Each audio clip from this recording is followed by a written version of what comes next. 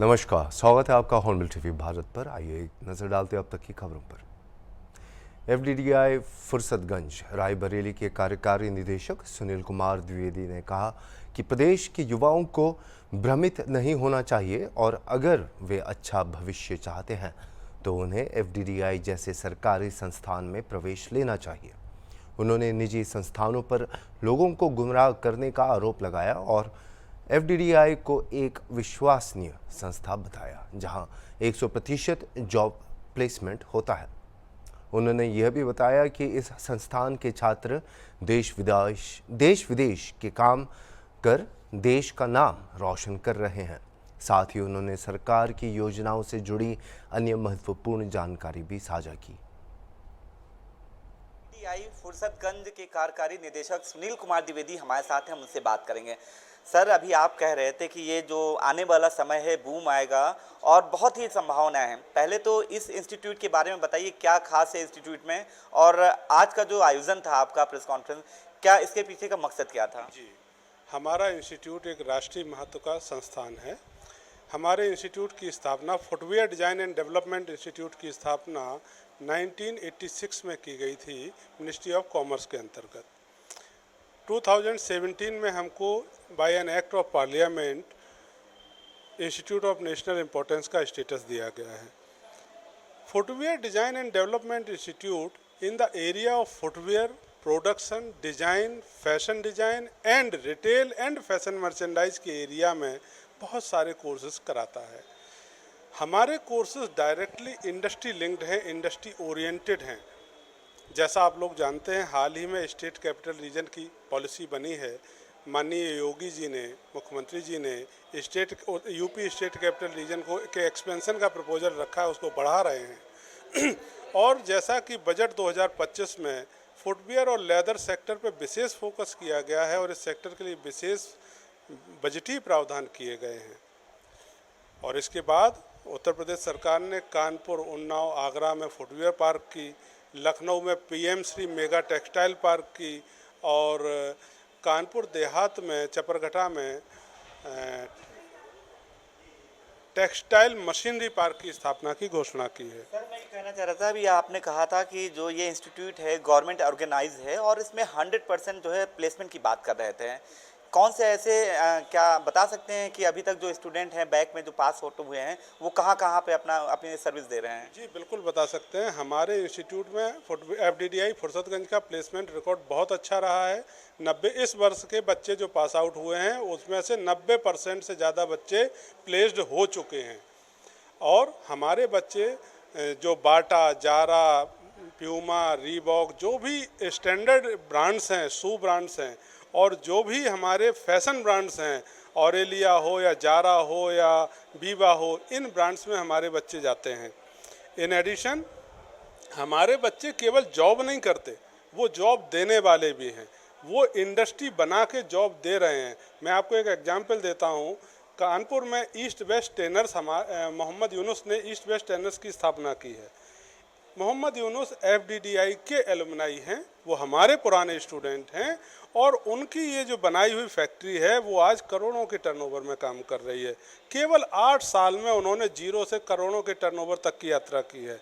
इसी तरह से कानपुर में मैक इंटरनेशनल भी है जो हमारे एक दूसरे एलुमनाई मुनीर अनवर चला रहे हैं। हमारे एक alumni Shardul Thakur find industries में काम कर रहे हैं, वो उनका ऑफिस नोएडा में है। इस तरह से हमारे कुछ स्टूडेंट्स विदेशों में भी काम कर रहे हैं। हमारा एक स्टूडेंट है जो टॉम्स वाशिंगटन में काम कर रहा है। सर, बहुत अच्छी बात आपने कही है कि मतलब देश के लेके विदेश तक की के आपके जो स्टूडेंट वहाँ पे आप अच्छा जो है उनको अपॉर्चुनिटी मिली है। जैसा प्रधानमंत्री नरेंद्र मोदी कहते हैं, मुख्यमंत्री योगी आदित्यनाथ कहते हैं कि हम ऐसे लोगों को तैयार कर रहे हैं कि वो नौकरी ना लें, नौकरी दें। क्या उसी कॉन्सेप्ट पे आपका ऑर्गेनाइजेशन काम कर रहा है? क्योंकि गवर्नमेंट ऑर्गेनाइजेशन है तो जाहिर सी बात है इस पे काम कर रहा है। देखिए, हमारा उद्देश्य बच्चों के ओवरऑल ग्रोथ का उद्देश्य है। हम बच्चों को इस तरह से डेवलप करते हैं, हम अपना क्यूरिकुलम इस तरह से डेवलप करते हैं कि बच्चा अगर जॉब में जाना चाहे तो वो जॉब में जा सके। बच्चा अगर अपनी खुद की इंडस्ट्री लगाना चाहे तो खुद की इंडस्ट्री लगा सके। इसके अलावा हमारे बच्चे टीचिंग एरिया में भी आगे बढ़ सकते हैं। हमारे यहाँ जो फैशन डिज़ाइन का कोर्स है उसमें तो इस नेचर के वर्क होते हैं कि वर्क फ्रॉम होम की भी फैसिलिटी होती है।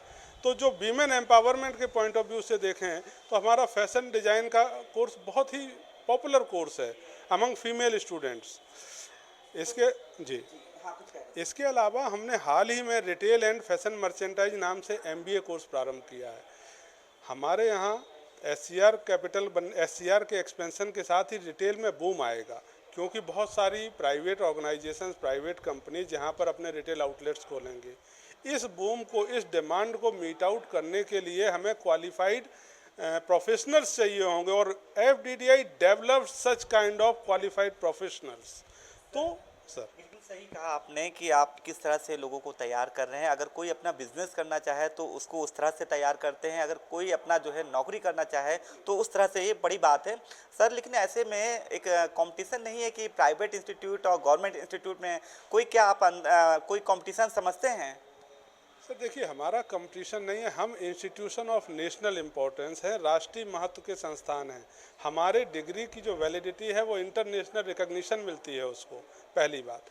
दूसरा, हम गवर्नमेंट के नॉर्म्स के हिसाब से, गवर्नमेंट के विजन के हिसाब से, गवर्नमेंट की डायरेक्शन में अकॉर्डिंगली काम करते हैं। तो हम ज़्यादा कंसाइजली फोकस्ड प्रोडक्ट बनाते हैं, फोकस्ड कोर्सेज बनाते हैं। हमारे क्यूरिकुलम भी उसी हिसाब से डिज़ाइन होते हैं।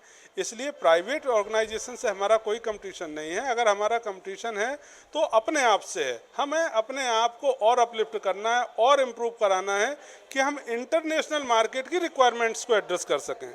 हम इंटरनेशनल मार्केट में जो रिक्वायरमेंट्स होती हैं वो बड़ी स्टैंडर्ड होती हैं। तो हमारे यहाँ इंटरनेशनल लेवल के रिकॉग्निशंस हैं, FDDI को 17 का रिकॉग्निशंस है। हमारी जो टेस्टिंग और कंसल्टेंसी लैब्स हैं उनको भी इंटरनेशनल रिकॉग्निशन है। हमारे यहाँ इंटरनेशनल क्लाइंट्स अपने प्रोडक्ट्स को टेस्टिंग और कंसल्टेंसी के लिए भेजते हैं, और हमारी टेस्टिंग के बेसिस पर, हमारी रिपोर्ट के बेसिस पर उनके प्रोडक्ट्स मार्केट में लॉन्च हो पाते हैं। तो FDDI is working, is recognised at international level also. Sir आखिरी सवाल ये है कि स्टूडेंट्स के लिए आप बता रहे नए कोर्स की शुरुआत होने जा रही है, वो क्या चीज़ है? थोड़ा सा आखिरी सवाल है, इसकी जानकारी हमें दें। जी, एक्चुअली FDDI के पूरे देश में 12 कैंपसेस हैं और हमारा हेड ऑफिस नोएडा में है। FDDI का फुर्सतगंज में जो कैंपस है, फुर्सतगंज रायबरेली में, उसमें पहले 2 UG प्रोग्राम्स थे, bachelor of designs in fashion design and bachelor of designs in footwear design and production. हाल ही में हमने रिटेल में डिमांड को देखते हुए एक PG programme MBA in retail and fashion merchandise शुरू किया है। ये एक PG प्रोग्राम है और इसके बाद बच्चों को रिटेल के क्षेत्र में, फैशन के क्षेत्र में रोजगार मिलेंगे। आप जानते हैं आज का युग रिटेल का युग है, फैशन का युग है। सभी जगह बड़े बड़े ब्रांड्स, बड़ी बड़ी कंपनियां रिटेल में अपने सेल्फ आउटलेट बना रही हैं।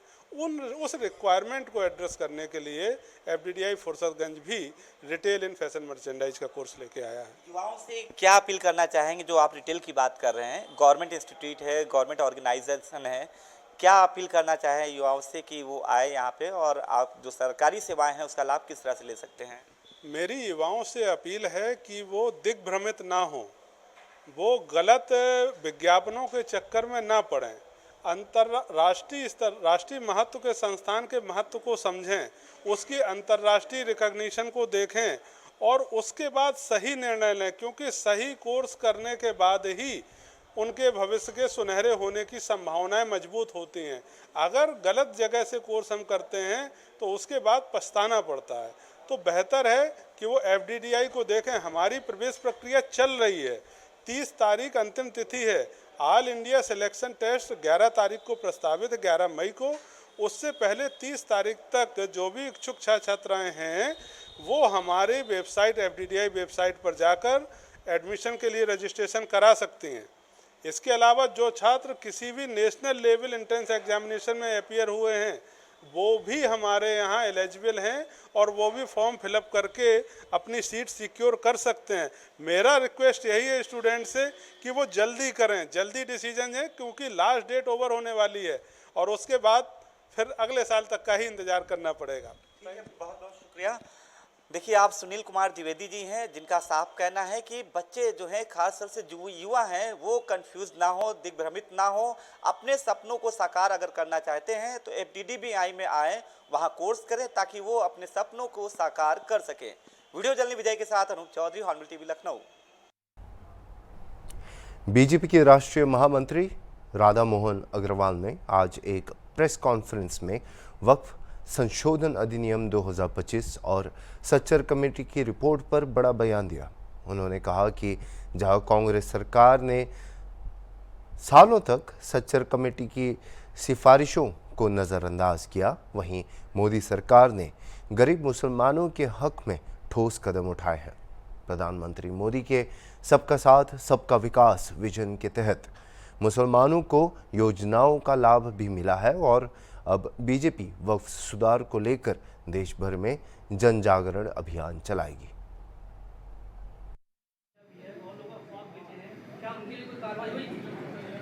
जो हमने इस कानून में व्यवस्था की है, उसके तहत देश की एक एक इंच की वक्फ संपत्ति की रिकॉर्ड बनाई जाएगी। मेरी बात सुन लीजिए, आपको जवाब मिल जाएगा। वक्फ संपत्ति कहाँ है, कितना उसका रकबा है, कितनी उससे आय होती है, किसने उस पर कब्जा किया है, क्या उसका उपयोग होता है, यह सारी जानकारियाँ 6 महीने के अंदर इन सारे वक्फ के मुतवल्लियों को जमा करनी होगी। मैंने स्वयं JPC में एक संशोधन दिया था। 6 महीने का समय थोड़ा कम है, कुछ अतिरिक्त समय भी दिया जा सकता है। सरकार ने इस संशोधन को माना है और कहा है कि यदि मुतवल्ली देर से रिकॉर्ड जमा करने का कारण बताएंगे तो हम 6 महीने अतिरिक्त का समय देंगे। एक बार जब सारी संपत्तियां ब्लैक एंड वाइट कागज़ पर होंगी और उनके इंक्रोचमेंट करने वालों के नाम होंगे, यह काम 6 महीने में पूरा होगा, तो स्वाभाविक सी बात है इन जानकारियों पर कार्यवाही क्यों न होगी, ये आप सोच सकते हैं।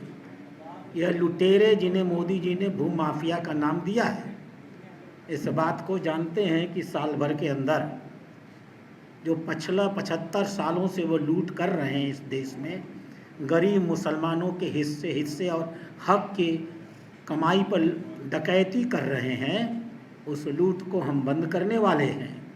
और जो जिम्मेदार होंगे, अधिनियम में उसके प्राविधान बने हैं सज़ा देने के, उसके अंतर्गत उन्हें सज़ा भी मिलेगी।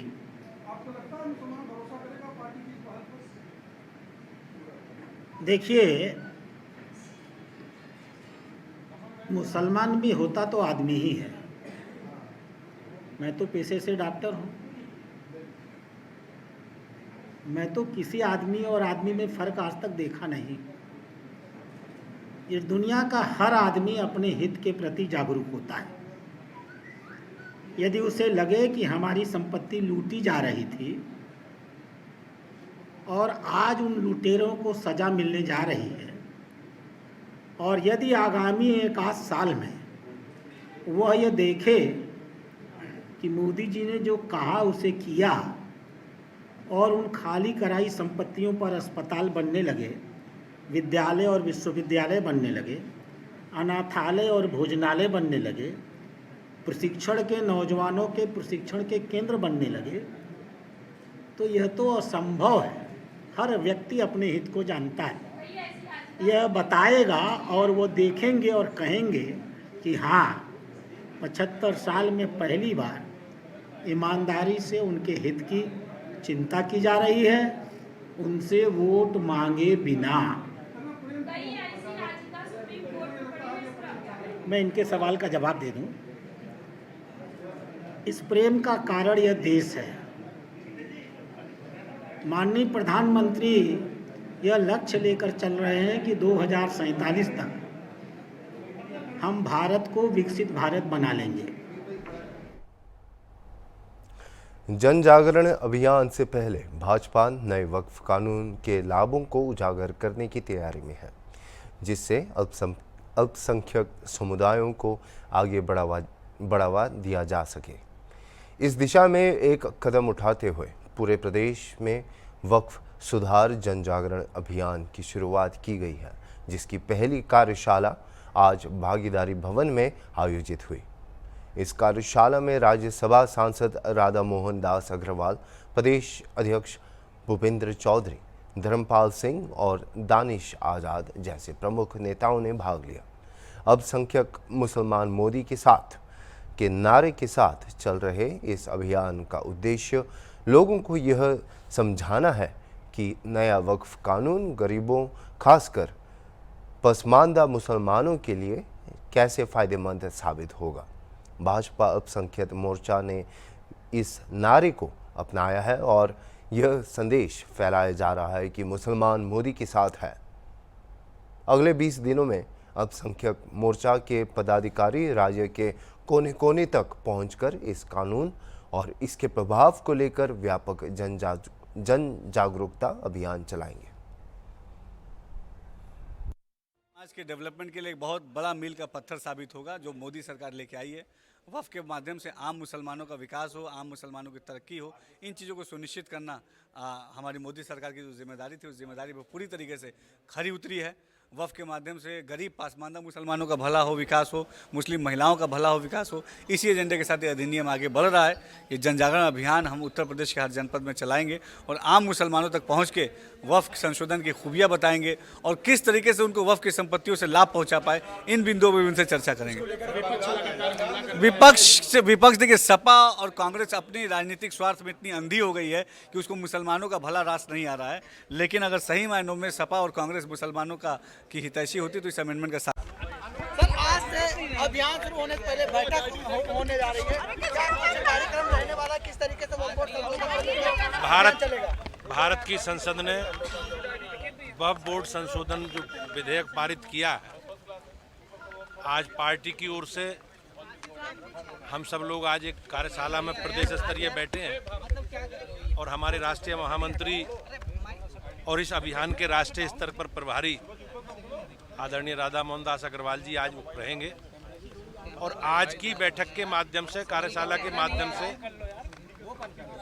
वक्फ के बारे में, इस संशोधन के बारे में जो विपक्षी दलों के द्वारा एक भ्रम पैदा किया जा रहा है, उस भ्रम के खिलाफ पूरी पार्टी हम लोग घर घर जाकर जो इस अधिनियम में गरीबों के लिए, समाज के कमजोर तबकों के हित में जो सरकार ने एक बड़ा कदम उठाया है, उसके लिए हम जन जागरण करेंगे, घर घर जाकर उसकी अच्छाइयाँ बताने का काम करेंगे।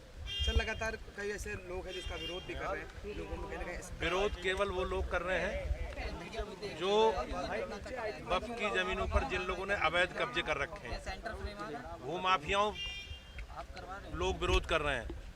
ये बिल उन्हीं लोगों से छुटाकर जमीनों को गरीबों के हितों में इस्तेमाल करने के लिए, गरीबों के कल्याण के लिए, समाज के कमज़ोर वर्गों के इस्तेमाल के लिए ये कानून बना है। और मैं निश्चित रूप से भारत की संसद को और माननीय प्रधानमंत्री जी के नेतृत्व को धन्यवाद करता हूं और हम सब लोग मिलकर इस बिल के बारे में, इस अधिनियम के बारे में घर घर जाकर उनकी सबकी चर्चा करेंगे। इसकी कार्य योजना आज हम लोग बनाए। सर, वक्फ बिल के नाम पे सर बंगाल को जलाया जा रहा है, क्या कहेंगे सर? निश्चित रूप से ये लोग जो बाबा साहब भीमराव अंबेडकर जी का संविधान है, उसे ये लोग नहीं मानते। संविधान में भारत की संसद को ये अधिकार दिया गया है कि वो किसी भी सुधार की तरफ आगे बढ़ सकते हैं और भारत की संसद ने ये पारित किया है। मैं निश्चित रूप से कह सकता हूँ कि ये समाज के कमजोर वर्गों के सबके हित में।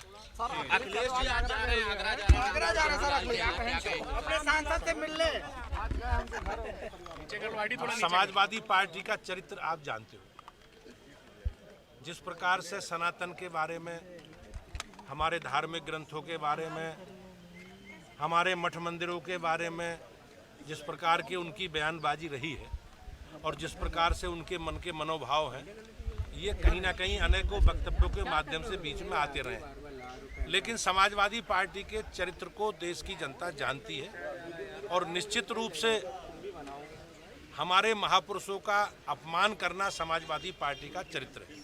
बहुत बहुत शुरू करने जा रही है, उनको पता है।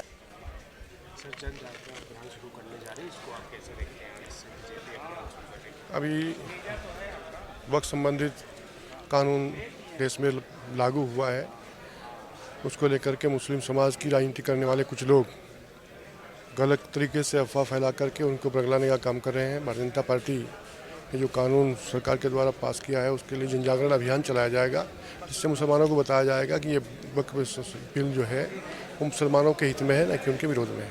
इसको लेकर वहाँ की जो सरकार है ममता बनर्जी की, वो बिल्कुल आंख मूंदे बैठी हुई है और देश की संसद ने जो कानून पास किया उसको मानना चाहिए। और आज से बीजेपी जन जागरण अभियान शुरू कर दी है। इस वक्त मैं लखनऊ के भागीदारी भवन पर मौजूद हूँ। अपने मेरे पीछे जरा तस्वीरें देख सकते हैं किस तरीके से, जिस तरीके से बीजेपी के कार्यकर्ता, नेता और कई कैबिनेट मंत्री प्रदेश अध्यक्ष आने वाले हैं। इसको लेकर तैयारियां जोर शोर से चल रही हैं। आप तस्वीरों के जरिए देख सकते हैं किस तरीके से आज जन जागरण अभियान शुरू होने जा रहा है। इसी मुद्दे पर बातचीत करने के लिए हमारे साथ कुछ लोग हैं, से बात करेंगे। सर, क्या कहना चाहेंगे, आज से बीजेपी जन जागरण अभियान शुरू करने जा रही है वक्फ बोर्ड को लेकर, इसको आप कैसे देखते हैं? ये जन जागरण अभियान बहुत ज़रूरी था। जो आम मुसलमान हैं, जिनको कुछ तथाकथित मुस्लिम लीडरान गुमराह कर रहे थे, अब इस जन जागरण अभियान से उन तक सही बात पहुंचेगी और वो गुमराही से बचेंगे। और जो कांग्रेस के, सपा के, बसपा के और असदुद्दीन ओवैसी, ये सब जो यहाँ पर मुस्लिम कौम को गुमराह कर रहे थे। अभी के लिए इतना ही, और खबरों के लिए आप देखते रहिए हॉर्नबिल टीवी।